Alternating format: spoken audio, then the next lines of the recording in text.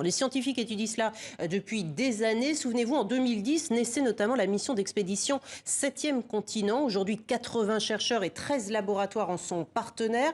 Un incroyable projet abouti que vous portez, Patrick Dexon, navigateur et explorateur en direct avec nous. Alors, vous avez quitté Terre le 5 juin à bord de votre voilier, la Goélette, pour étudier toujours la pollution plastique des océans.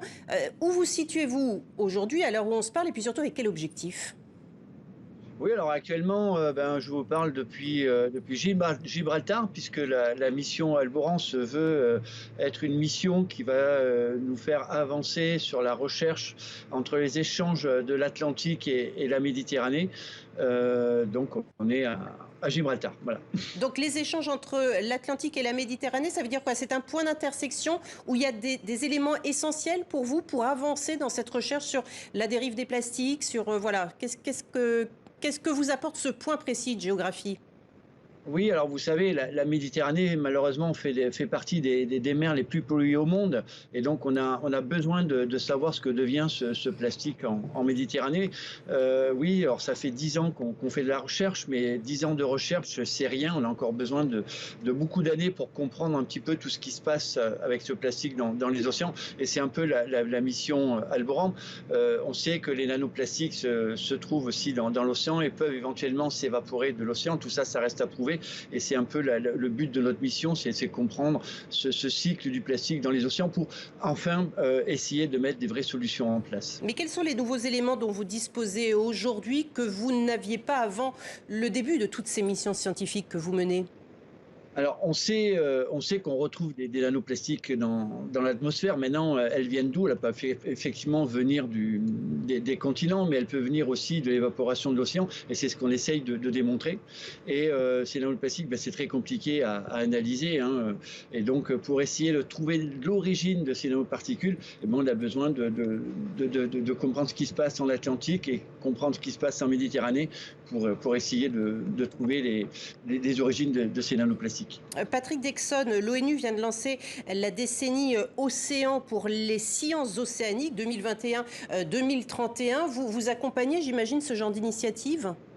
Bien sûr, on a déposé des dossiers. Bien sûr que 7e continent est au cœur de la problématique, hein. Expédition 7e continent, comme vous l'avez dit, c'est 10 ans d'années de recherche. On a fait quand même évoluer pas mal la communauté scientifique sur le problème en France. Et donc oui, il se devait qu'on fasse partie, bien sûr, de ce dossier-là.